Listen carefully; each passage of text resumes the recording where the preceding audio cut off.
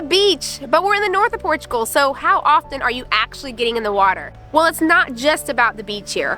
While there is a rise in tourism because of the coast, Póvoa de Varzim is becoming a more and more attractive place to move to. From its great connectivity to its mix of old and new. I'm Kalie with Expats Everywhere. And I'm Josh, and we're in the heart of Póvoa de Varzim. Why would anyone want to move here? Well, we're going to show you. Póvoa de Varzim is a bit of a sub-region of Greater Porto. It sits on a sandy coastal plain between the Minho and Douro rivers. The city is one of the more popular beach resort areas in northern Portugal. This has caused a bit of a mix between old and new when you look at the architecture. While the city does have a little bit of that European feel, because of the beach, you have a lot more high-rises along the coast fighting for a great view.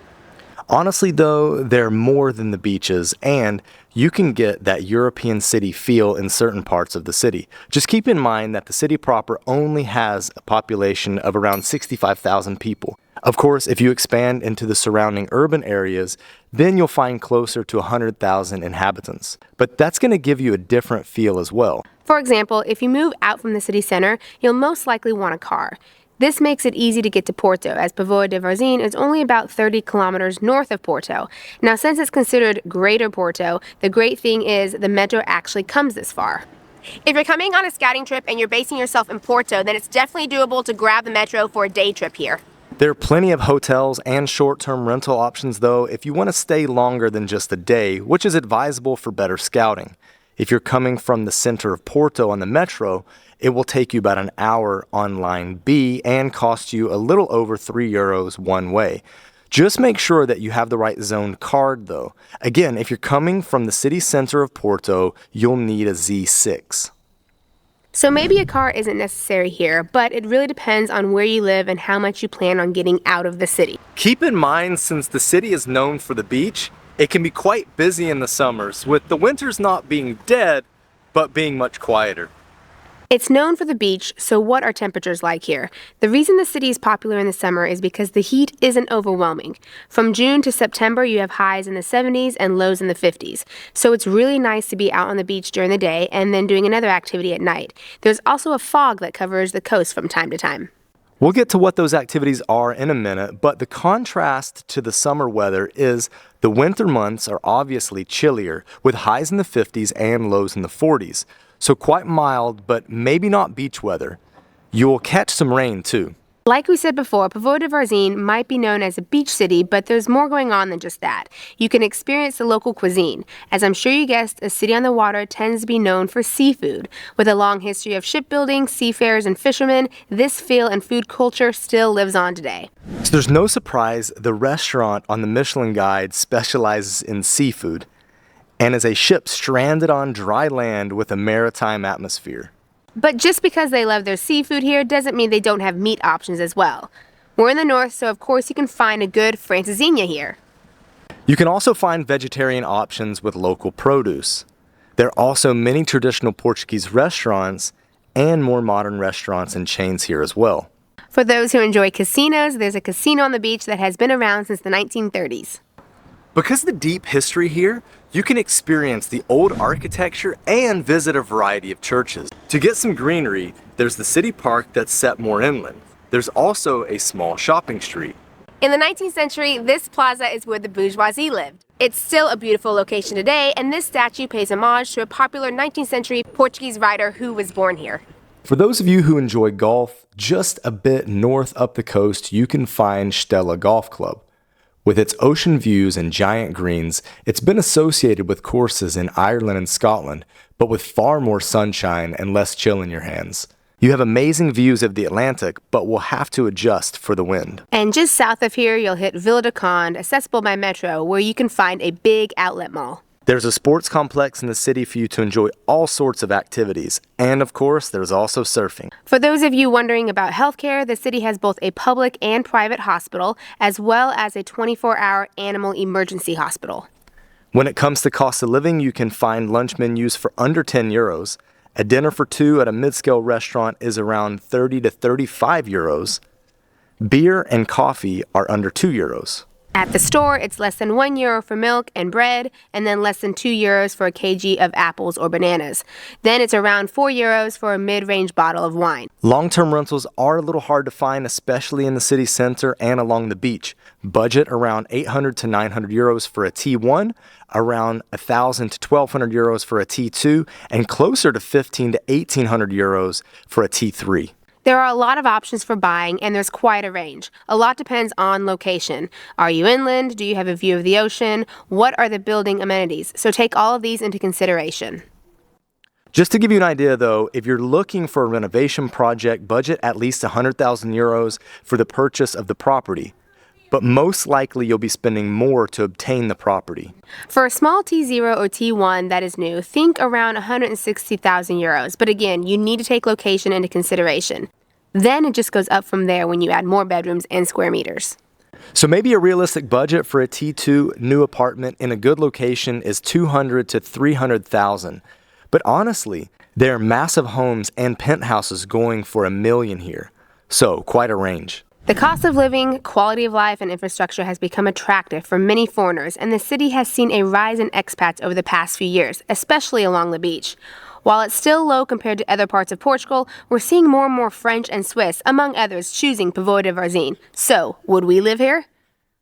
Okay, welcome in. Let's talk about Póvoa de Varzim and what we saw, at least our opinions. We've told you kind of the facts, the lay of the land.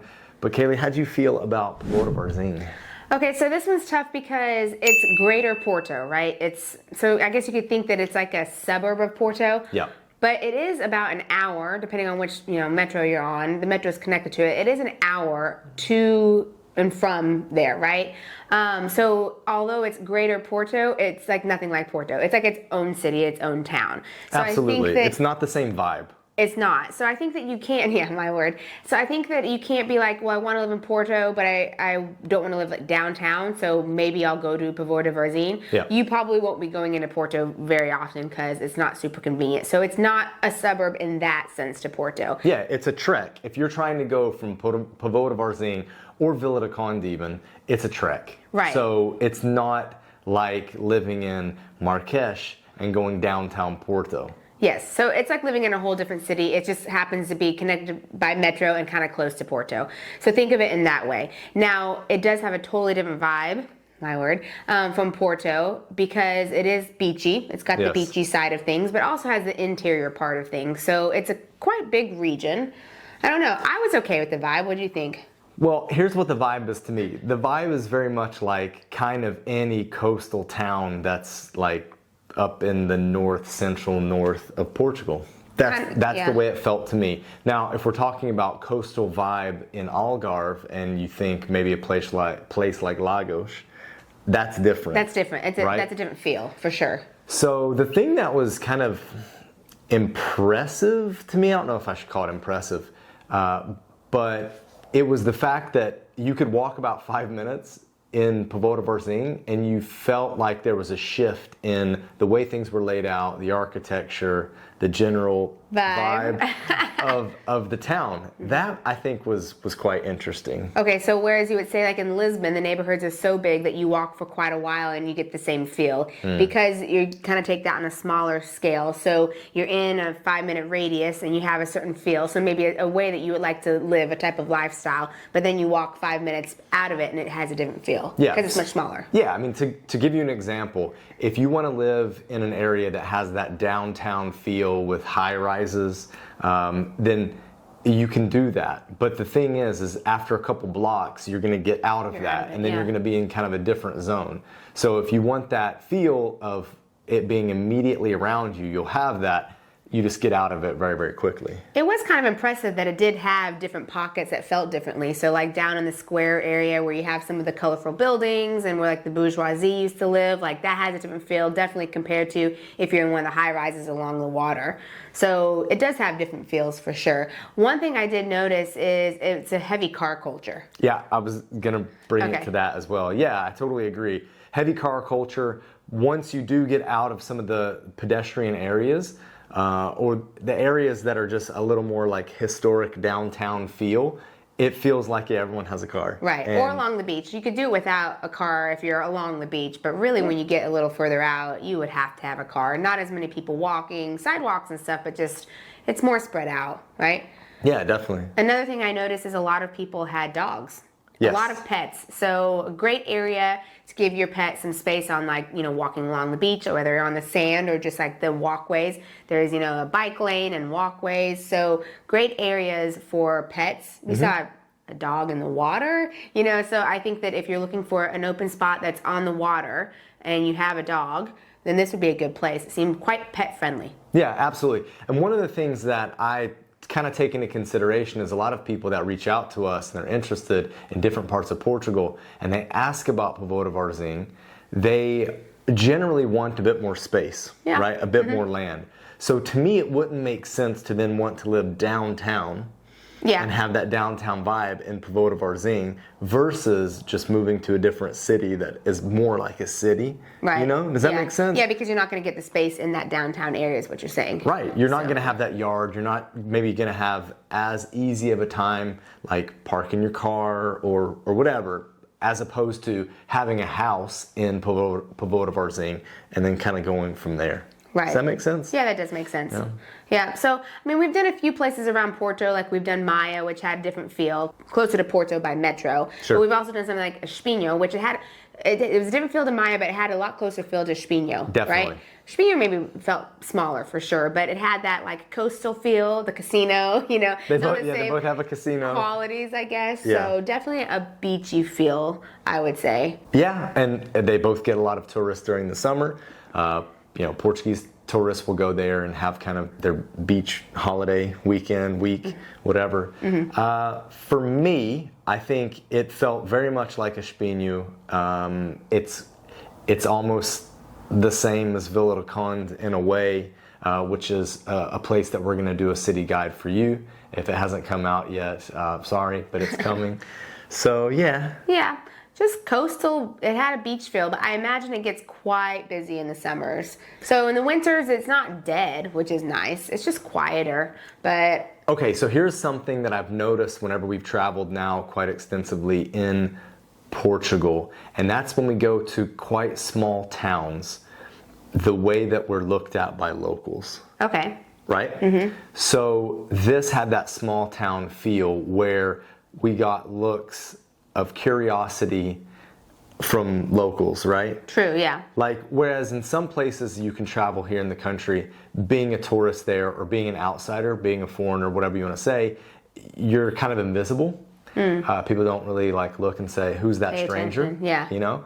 But in a place like Póvoa de Varzim, you're looked at with a little more like skepticism. Right. Even though we saw tourists and we saw people rolling suitcases and stuff, but yeah, maybe because it is a smaller feel, it's a bit like, yeah, what are you doing here? It felt Which is that way. funny because they do get a lot of tourists, but it might just be like the feel of the people. Time of year as well. I mean, we've kind of made these scouting trips, if you will, for this content during the winter months.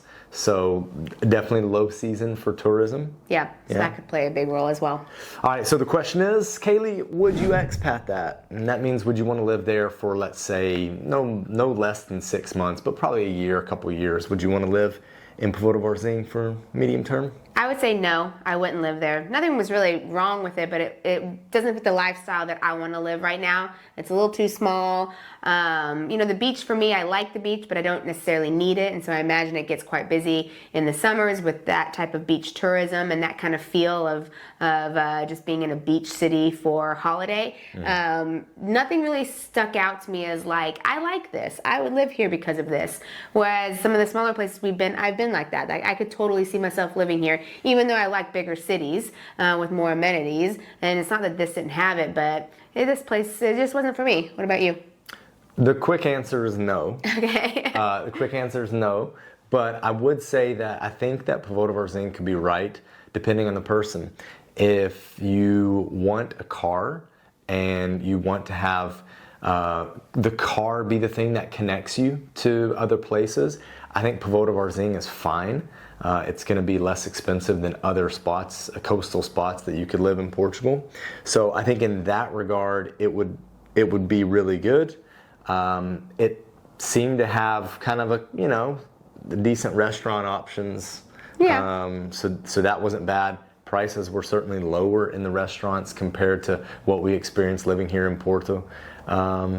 So it Yeah. is for some people, but not for everyone. Not Yeah, for us. exactly. The energy feels a bit low there. Okay. Right? So for us and our lifestyle, yeah, I can see why you said no. You know why I said no? Exactly. But if you want to compare another place that's close to Porto and gives you that beach feel, you've got to check out this video right here about Matosinhos. Now, let's get moving. Bye.